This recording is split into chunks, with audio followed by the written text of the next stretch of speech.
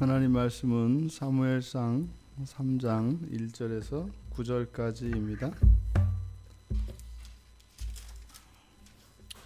우리 같이 한 목소리로 함께 읽겠습니다. 아이 사무엘이 엘리 앞에서 여호와를 섬길 때에는 여호와의 말씀이 희귀하여 이상이 흔히 보이지 않았더라. 엘리의 눈이 점점 어두워가서 잘 보지 못하는 그때에 그가 자기 처소에 누웠고 하나님의 등불은 아직 꺼지지 아니하였으며 사무엘은 하나님의 궤에 있는 여호와의 전 안에 누웠더니 여호와께서 사무엘을 부르시는지라. 그가 대답하되 내가 여기 있나이다 하고 엘리에게로 달려가서 이르되 당신이 나를 부르셨기로 내가 여기 있나이다 하니 그가 이르되 나는 부르지 아니하였으니 다시 누우라 하는지라. 그가 가서 누웠더니 여호와께서 다시 사무엘을 부르시는지라. 사무엘이 일어나 엘리에게로 가서 이르되 당신이 나를 부르셨기로 내가 여기 있나이다 하니 그가 대답하되 내 아들아 내가 부르지 아니하였으니 다시 누우라 하니라. 사무엘이 아직 여호와를 알지 못하고 여호와의 말씀도 아직 그에게 나타나지 아니한 때라. 여호와께서 세 번째 사무엘을 부르시는지라. 그가 일어나 엘리에게로 가서 이르되 당신이 나를 부르셨기로 내가 여기 있나이다 하니 엘리가 여호와께서 이 아이를 부르신 줄을 깨닫고 엘리가 사무엘에게 이르되 가서 누웠다가 그가 너를 부르시거든 네가 말하기를 여호와여 말씀하옵소서 주의 종이 듣겠나이다 하라 하니 이에 사무엘이 가서 자기 처소에 누우니라. 아멘.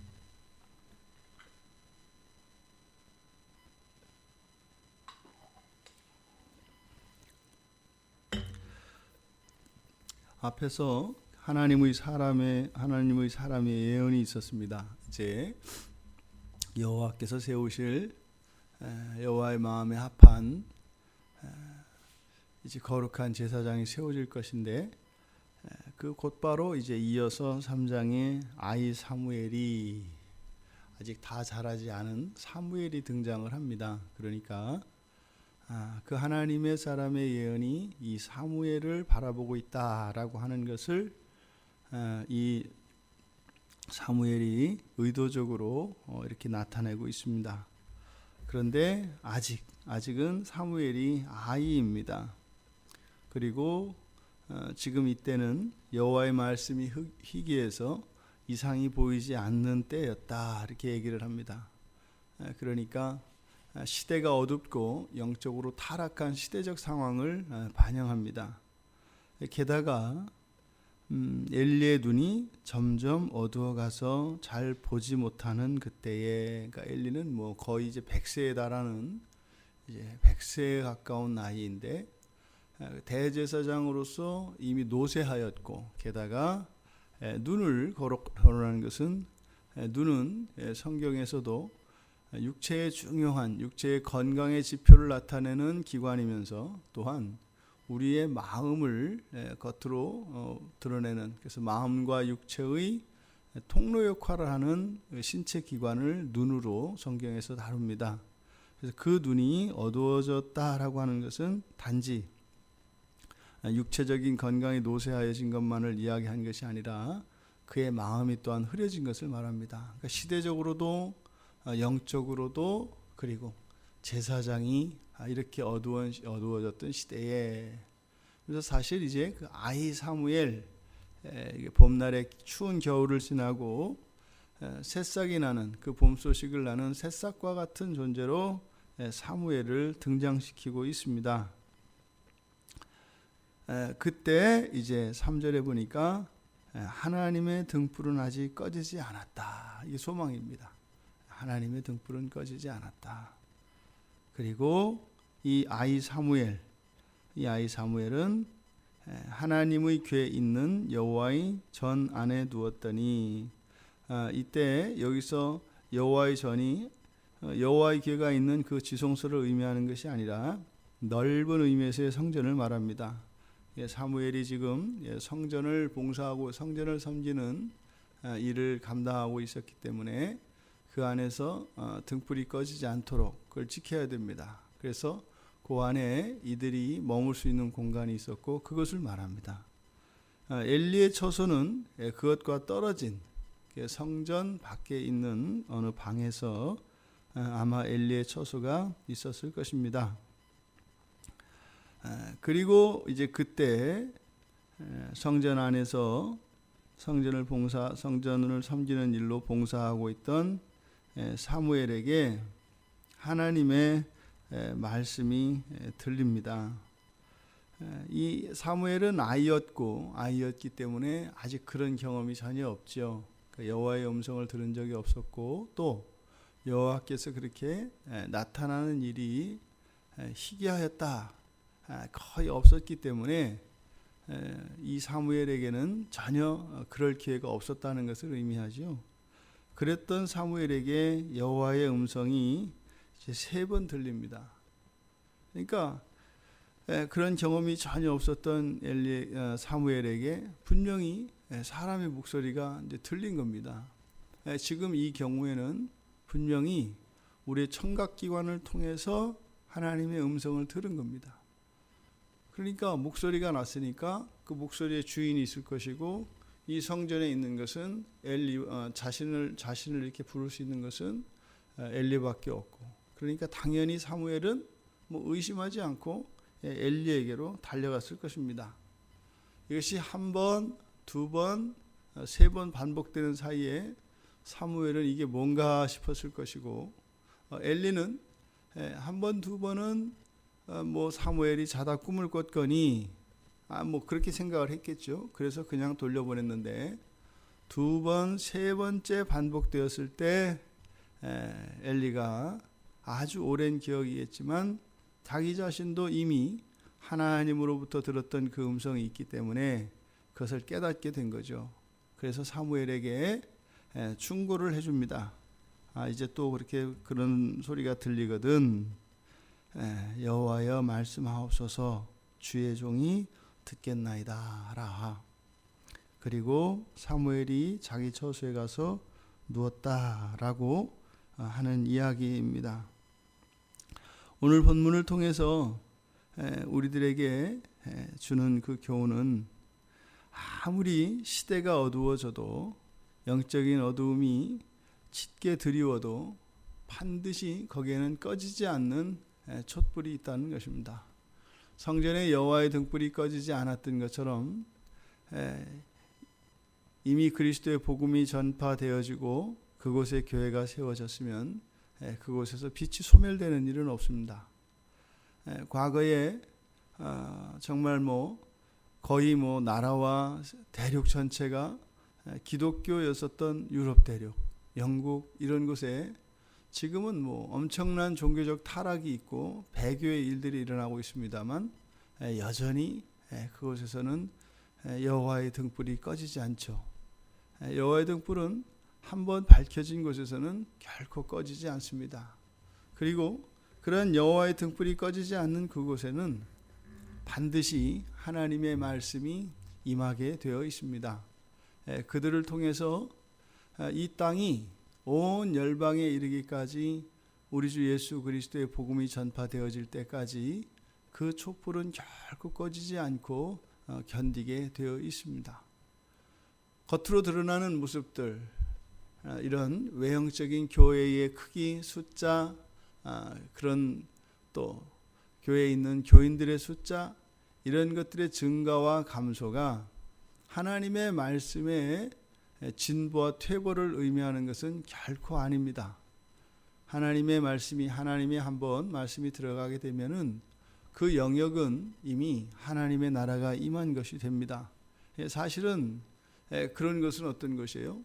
마지막 날에 그 심판과 구원이라고 하는 명확한 잣대가 사실은 이미 규정되어진 것이죠. 아직 복음이 전파되지 않은 그곳에는 어두움이 있습니다만 가능성이 있습니다. 그런데 이렇게 한번 복음이 들어오고 나서 복음이 타락하고, 사실은 복음이 타락하는 것이 아니라 교회가 타락함으로써 교인들의 숫자가 줄어들고 교회의 숫자가 줄어들고 교회가 대외적인 이런 신인도를 잃고 신뢰를 잃고 사회로부터 지탄을 받았을 때, 그러면 교회적인 관점에서가 아니라 그 국가와 민족의 관점에서 보았을 때는 굉장한 비극이 아닐 수 없습니다. 왜냐하면 복음이 선포되지만 그 복음이 거짓이다, 그 복음이 진짜가 아니다 라고 하는 반복음 정서와 그 반복음 사상들이 퍼지기 때문에 복음을 받아들이지 않은 사람들에게는 사실은 굉장히 불리한 상황이죠. 그런 경우라 할지라도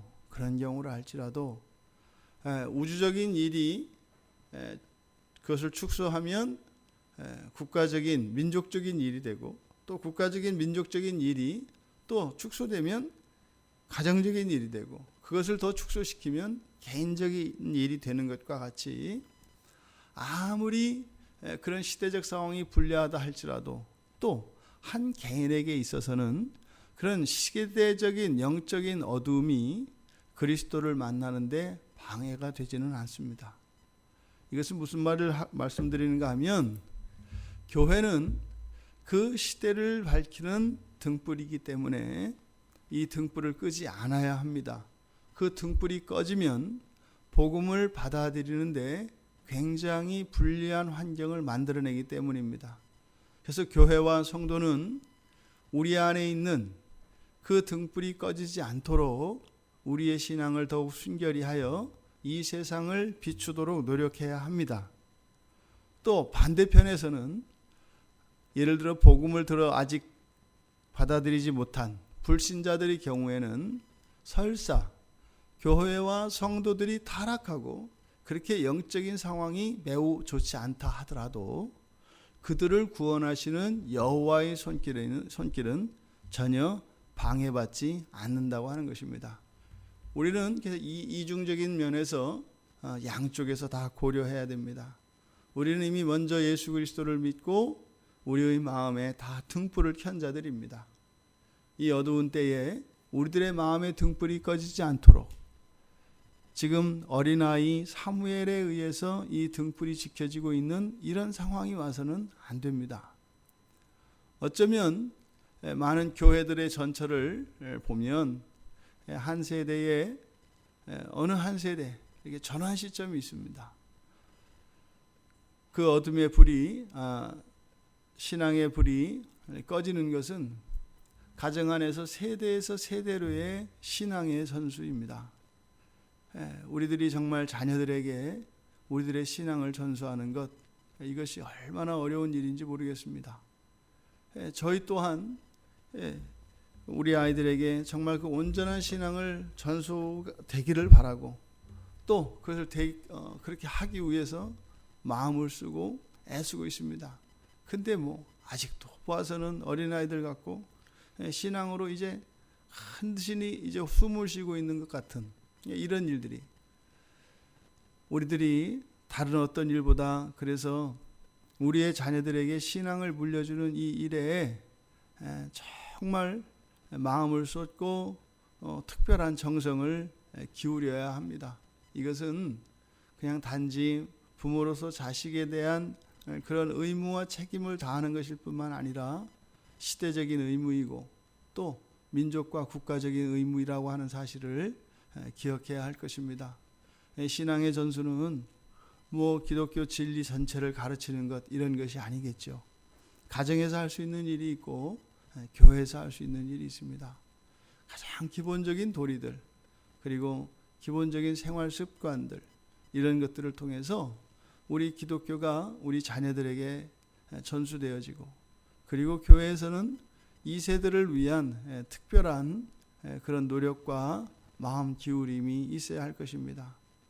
그래서 지금 이 본문에서와 같이 여호와께서 물론 사무엘을 통하여 소망의 싹을 키워주시지만 이 암담한 시대가 우리 사회에는, 우리 민족과 우리 국가에는 임하지 않도록 아직도 많은 교회들이 건재하고 있고, 아직도 많은 성도들이 각자의 마음에 그 신앙의 등불을 켜고 있는 이때 우리가 절망할 것이 아니라 오히려 여기서 더욱 힘을 내고 분발하여 이 시대를 밝힐 수 있는 우리 모두가 되기를 바랍니다.